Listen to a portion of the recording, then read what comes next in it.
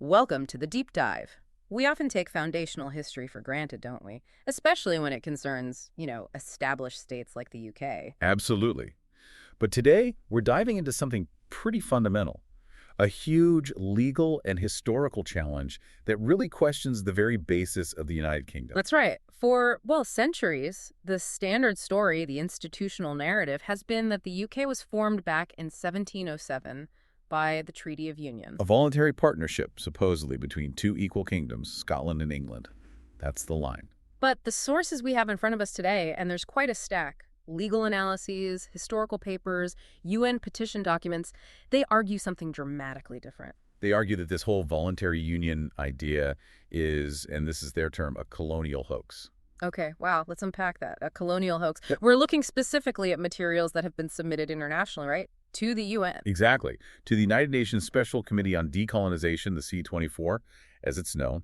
Its job is basically to look after territories that don't have full self-government.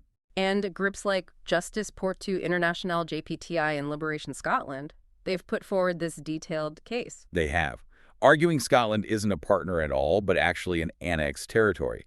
And crucially, that it meets the UN criteria for what's called a non-self-governing territory, or NSGT. So the mission for us today in this deep dive is to really get into the evidence they're using for this extraordinary claim. Because if this petition actually succeeded, the ripples would go far beyond just Scottish politics. It could redefine the entire UK constitutionally. Shifting Scotland from essentially co-creator of the state to one of the last dependencies needing UN help to achieve self-determination.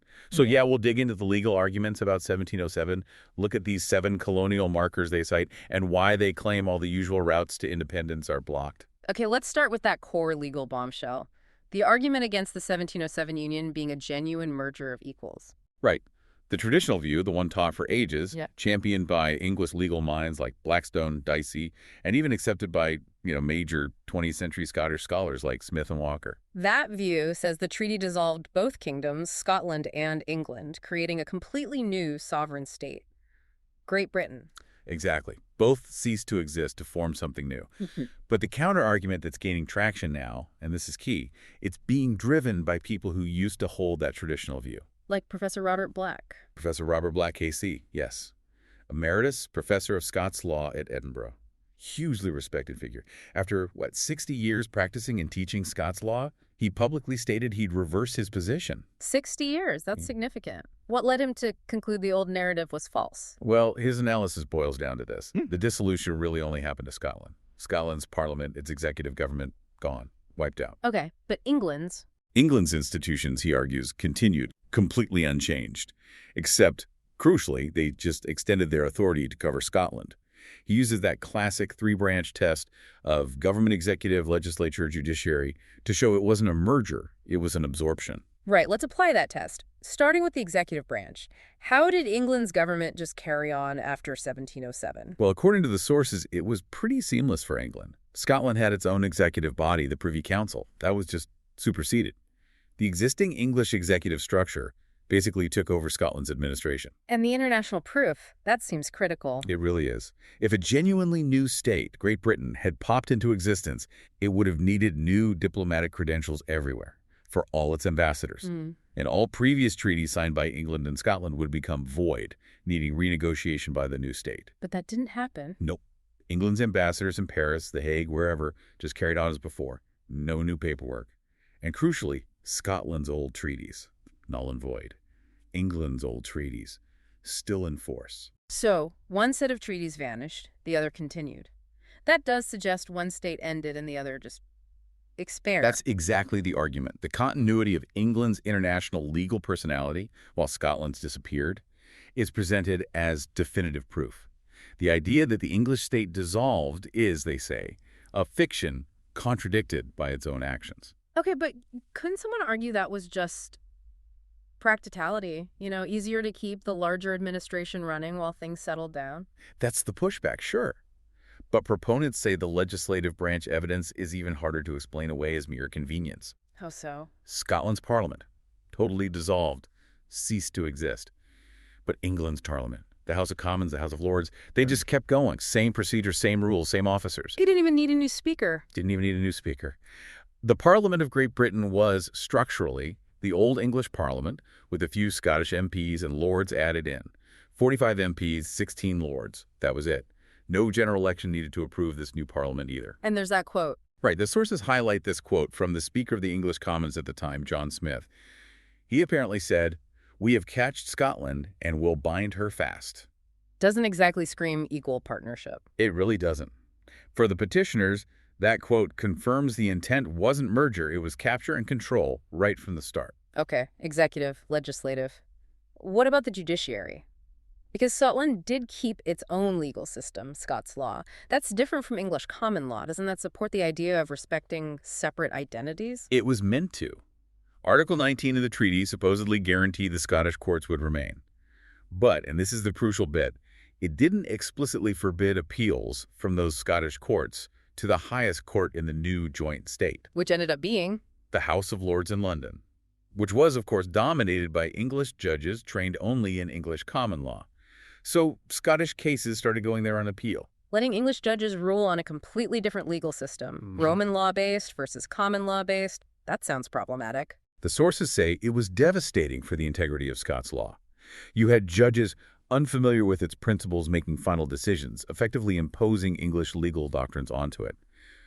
Over time, this subtly subordinated and, well, distorted Scots law's unique development. Even with the UK Supreme Court now, which replaced the Lord's judicial function. Even now, while there are Scottish judges on the Supreme Court, they're always outnumbered by judges from the English common law tradition. So that fundamental issue of external oversight, of a different legal culture having the final say, persists.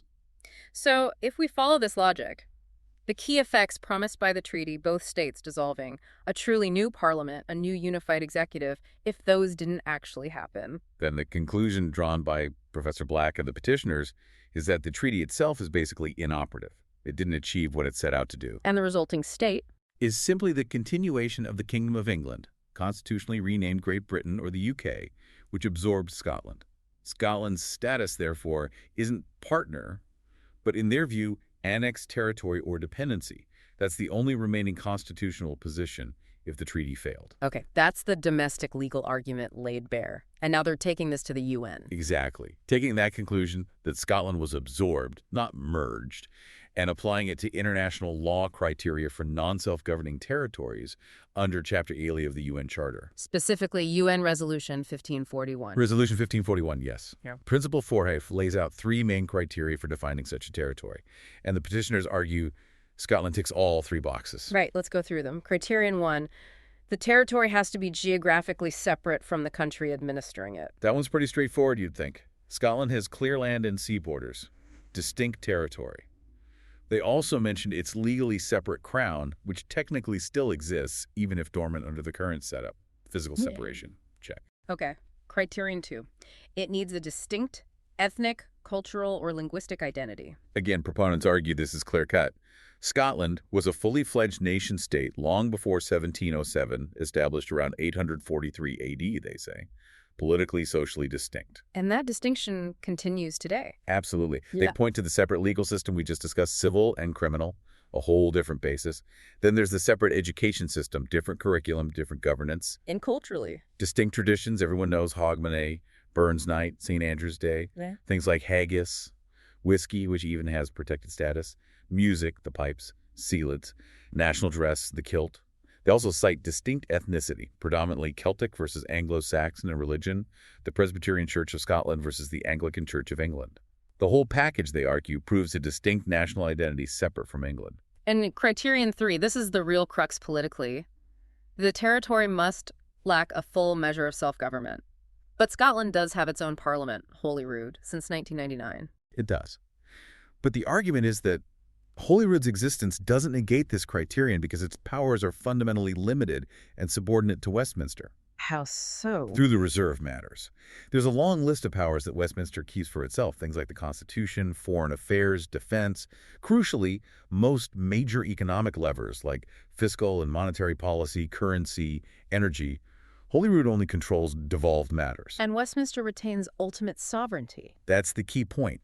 The UK Parliament can still legislate for Scotland on any matter, even devolved ones. And theoretically, it could even abolish the Scottish Parliament. That ultimate power imbalance, that lack of final say, means Scotland lacks full self-government in the UN sense. This connects to that slightly odd statement the UK government itself made back in the 50s, doesn't it? Ah, yes, the point Shroff Azizov highlights. It's quite clever, really. Yeah. During a Royal Commission on Scottish Affairs in the early 1950s, the UK government itself defined the relationship. It said Scotland entered the Union as a voluntary partner and not as a dependency. So the petition flips that. Exactly. The logic is, if Professor Black's legal analysis shows it wasn't a voluntary partnership because England just absorbed Scotland, then, by the UK's own definition from the 50s, the only thing left for it to be is a dependency. If partnership fails, dependency succeeds, using their own words against them. That's quite the legal argument. Okay, so the constitutional theory is presented as broken. Now let's get into the more sort of lived experience evidence, these colonial markers, cataloged by Professor Elf Baird. Right, this is where the argument moves from high-level law to historical and social impacts, trying to show a consistent pattern of control and exploitation that, they claim, fits the classic colonial model. Marker 1, then. Military threat and subjugation. This goes right back to 1707. Immediately after. The claim is the Union wasn't just unpopular, it was enforced militarily. English troops were deployed to suppress widespread anti-Union protests, and that military presence became a permanent fixture. And specific laws were used. The key one cited is the 1708 Treason Act. This basically imposed English treason law onto Scotland, along with the English coronation oath.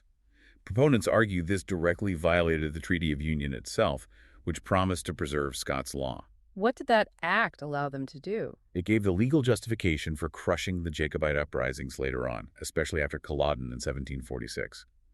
And the sources stress this wasn't just defeating rebels, it was a deliberate program to dismantle Highland clan society. They built forts, military roads, a whole infrastructure of occupation across Scotland. And the cultural aspect of that subjugation, the banning of tartan. Yes, a very potent example. The Disarming Act of 1746 didn't just take weapons, it outlawed Highland dress tartan, the kilt. Speaking Gaelic was suppressed. Wearing tartan was apparently illegal for something like 70 years. And the punishment. The sources state it could be transportation, basically being shipped off as a slave to the colonies. Criminalizing core parts of a people's identity like that is presented as a classic colonial tactic to break resistance. That leads directly into the devastating demographic impact. Marker 2, ethnic cleansing and displacement. The Highland clearances. A truly brutal period. The legal tool here, they argue, was the Heritable Jurisdictions Act of 1746. This abolished the old clan system where chiefs had obligations to their kin, and land wasn't really owned in the modern sense. It replaced it with English-style landlord-tenant law. Giving landlords the power to evict. Exactly. Power to clear people off the land if they wanted to, say, raise sheep, which became more profitable. And the sources argue this wasn't just landlords being greedy. The state facilitated it. How? By exploiting hardship. That's the claim.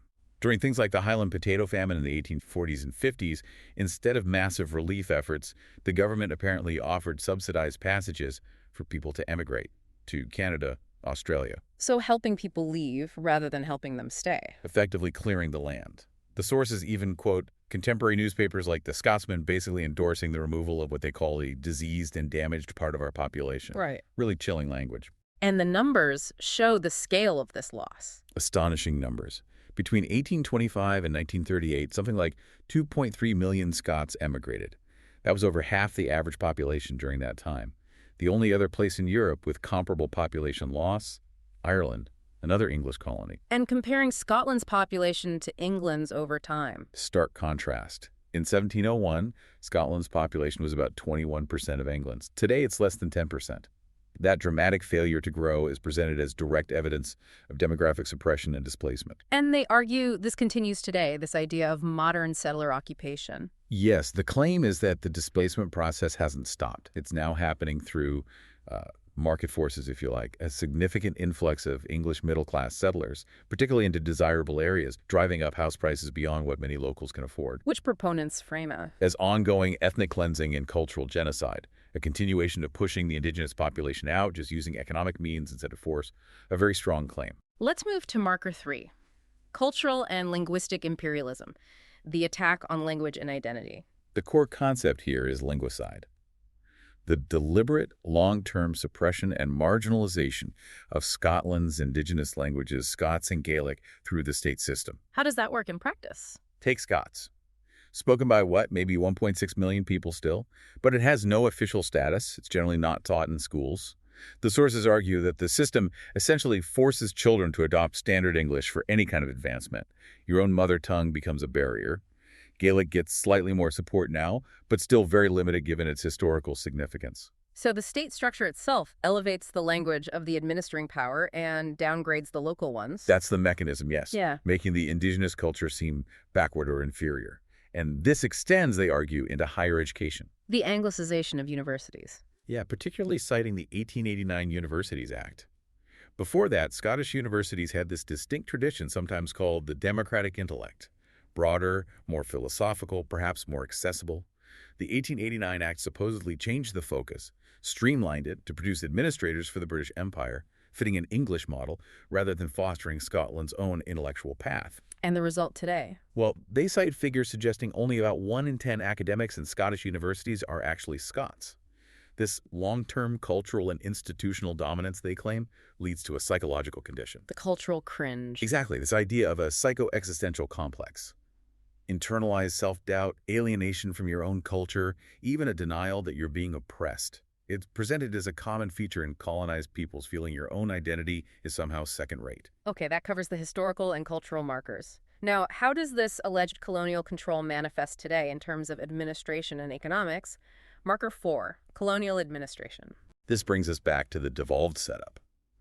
Holy Read exists, but his power is strictly limited by those reserved matters kept by Westminster. The argument is this isn't genuine power sharing, it's a control mechanism. Which reserve powers are most critical for preventing real autonomy? Well, the big ones. The Constitution itself, foreign policy, defense, national security. Scotland can't decide its own international relations or have its own army. Then there's immigration, borders, and crucially, almost all the major economic levers: macroeconomic policy, currency, oil and gas licensing, most taxation. So the things a country needs to actually run itself independently. Pretty much all withheld. Westminster holds the purse strings and the ultimate decision-making power on the big picture stuff. Even broadcasting is reserved. Broadcasting, how does that fit the colonial model? The argument is about control of information. The BBC, the main broadcaster, operates under a UK-wide charter that promotes Britishness. Funding decisions are centralized. The sources claim Scotland pays in about $318 million in license fees, but only gets about $91 million spent on actual Scottish programming. Meaning, most news and culture consumed is framed from a UK or effectively English perspective. That's the assertion, that the dominant media narrative reinforces the UK status quo and marginalizes alternative Scottish perspectives. Control the narrative, control the mind. Which facilitates marker 5, colonial exploitation or the asset strip. This seems to be about resources. It starts even before resource extraction, with how the land itself was treated. Mid-20th century examples are given where the UK government apparently chose Scotland for dangerous experiments because it had fewer people than suitable sites in England. Like the Anthrax Island. Gruner Island, yes, besting anthrax, and the Dounreay nuclear reactor. The sources state explicitly it was put in the sparsely populated Highlands for safety reasons. Safety for England, that is. Treating Scottish land as a remote, disposable periphery for London's controversial projects. And the financial exploitation, taking over industries. The key event cited is the closure of the Scottish Stock Exchange in 1973, merging it into London. This apparently made it much harder for Scottish companies to raise capital independently, making them more vulnerable to takeover by companies based elsewhere, mainly England, especially significant as North Sea oil was just taking off. Ah, the oil and gas. That's central to this argument, isn't it? Absolutely central. Scotland is incredibly energy rich. Oil, gas, and now massive potential in renewables, wind, tidal. The projected value is huge, potentially over $100 billion a year just from renewables soon. But the wealth doesn't stay. That's the core claim, that the vast majority of this wealth, perhaps up to 90% of the energy generated, is effectively extracted, often literally cabled south to England. And crucially, Scotland as a nation receives no direct dividend or royalty from its resources, unlike, say, Norway with its sovereign wealth fund. Norway is a classic comparison. It is. Same North Sea resources, totally different outcome. Scotland, proponents argue, gets this double hit. Resources taken cheaply, but then consumers in Scotland pay very high prices for energy supplied back to them. You have data on that price difference. Yes, the sources compare household electricity prices from 2023. In the Scotland, UK, it was around 44 US cents per kilowatt hour. Compare that to Norway, around 11 cents. The U.S., about 17 cents. Oil-rich Qatar, 3 cents. Wow. So energy-rich Scotland pays some of the highest prices. Exactly. Proponents use this stark difference to argue that the current system extracts wealth and imposes high costs, directly hindering Scottish prosperity for the benefit of the administering power. Okay, we've covered this historical context, the legal theory, the economic arguments. Let's look at recent political events, which proponents see as further proof of denied self-determination. Marker 6, the performative 2014 referendum. Performative is the key word they use. The argument isn't just that the yes side lost, but that the vote itself wasn't a fair or free exercise of self-determination. Why? Because of the massive power imbalance. The UK state versus a stateless nation. Precisely. The UK government wasn't a neutral referee. It was an active participant, using the full weight of the state, its institutions, its economic power, its media reach, to campaign for a no vote. What specific examples of manipulation are given? Several. First, media bias. They cite academic studies suggesting the BBC in particular systematically favored the no campaign, often focusing on economic fears. Second, the franchise who got to vote. The diaspora issue. Yes, Scots living outside Scotland, often seen as likely yes supporters, were excluded. But UK citizens living temporarily in Scotland and EU citizens resident there were included, groups perceived as more likely to vote no. Proponents call this deliberate manipulation of the electorate. And direct economic pressure. Big time. Coordinated warnings from major businesses, RBS, BP, others about economic disaster if Scotland voted yes. Leaks suggested these followed government briefings. And the killer blow, perhaps, was the Treasury ruling out any possibility of a currency union post-independence, presented as objective analysis, but seen by proponents as calculated economic blackmail. Were there also procedural concerns? Yes, claims about irregularities with postal votes, the lack of independent international observers, which is standard practice in many national referendums elsewhere, and breaches of the PERDA period right at the end with the vow of more powers from the main UK party leaders, all adding to the sense for proponents that it wasn't a level playing field. If 2014 was seen as coercive, then the 2016 Brexit vote is presented as the ultimate betrayal. Absolutely, because a key part of the 2014 no campaign argument was that staying in the UK guaranteed Scotland's place in the European Union. A promise that lasted 2 years. Exactly. In 2016, Scotland voted decisively 62% to remain in the EU. But it was dragged out against its will because the UK as a whole, dominated numerically by England, voted leave. So for proponents, this invalidates the 2014 result. Fundamentally. It proved, in their eyes, that Scotland's democratic choices could be, and would be, simply overridden by the larger UK electorate. It demonstrated Scotland lacked genuine agency, confirming its subordinate status. The promise made in 2014 was broken, removing any moral legitimacy from that result. And this leads to the final nail in the coffin for domestic routes to change. The 2022 UK Supreme Court ruling. The Scottish government asked if it could legislate for another independence referendum itself. The Supreme Court said no, not without Westminster's explicit permission. Which Westminster is unlikely to give. Extremely unlikely. Yeah. So that ruling essentially confirmed there is no legal, unilateral way for Scotland to choose its own future from within the UK system. All domestic doors, proponents argue, are now firmly closed, which is why they've turned to the UN. Right. So domestic routes exhausted, the focus shifts internationally. Tell us about the C24 petition. Liberation Scotland and JPTi submitted what they call an advance notice of petition to the UN's Decolonization Committee, the C24, back on March 7, 2025. They're formally asking for Scotland to be added to the official list of non-self-governing territories. And this process doesn't need the UK's agreement. Crucially, no. It needs a UN member state to sponsor the petition and bring it forward for consideration by the committee. The consent of the administering power in this case, the UK, is not required. What's the ultimate goal? To get the UN to formally recognize Scotland's situation and initiate a proper, internationally supervised decolonization process. This would, theoretically, compel the UK to respect Scotland's right to self-determination under established international law, like UN Resolutions 1514 and 1541. What's the vibe internationally?